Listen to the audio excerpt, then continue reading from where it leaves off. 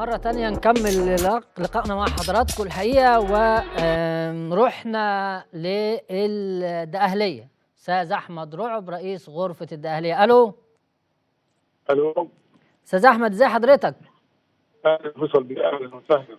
يعني الحقيقة بنبارك لك على تشكيل مجلس إدارة الغرفة وهيئة مكتبها طبعا، وإن شاء الله يكون الفترة اللي جاية يعني فترة إنجازات، لأن أنت عامل شغل بصراحة يعني هايل في الفترة اللي فاتت دي.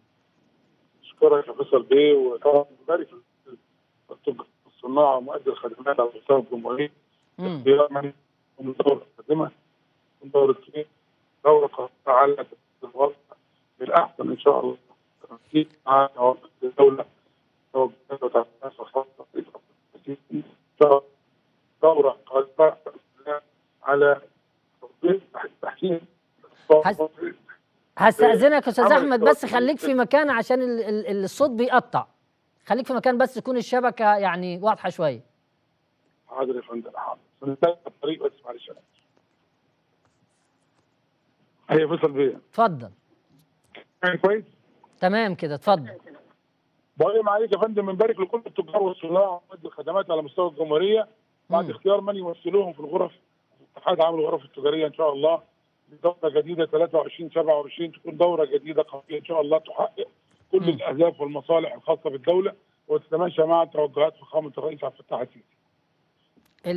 يمكن احنا خلاص يعني التشكيل بتاع هيئات مكاتب الغرف التجاريه جاي خلاص في ظل الدخول للموسم الدراسي الجديد. هتعملوا ايه في الموضوع ده؟ اكيد طبعا في كل الاحداث دايما الغرف بيكون لها مواقف مع الدوله ومع المواطن، وانت حاليا في حدث دخول مدارس، كل الغرف بتقوم على عمل معارض خاصه باهل المدارس وتوفر كل المستلزمات الدراسيه والمدرسيه باسعار مخفضه، وطبعا فتح اسواق برضه للساده المصنعين والساده التجار مثل هذا النشاط ومحاوله الترويج له يعني.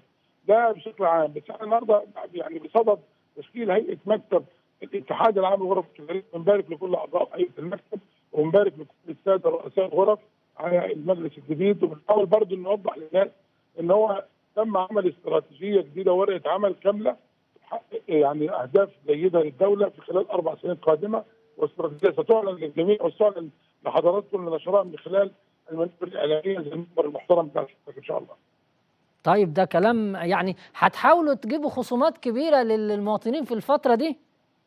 بالنسبه للمعارض اكيد طبعا كل المعارض بتبقى هدفها الاساسي بنوفر مكان وبنوفر تجهيزات وبنوفر كل حاجه للتاجر بهدف انه يؤدي خصم حقيقي وتخفيض حقيقي يستشعره المواطن البسيط، وده دورنا الاساسي مسانده الدوله في هذا الامر ومساعده المواطن البسيط للتخفيف عن كاهل المواطن. طيب يعني انا بشكرك شكرا جزيلا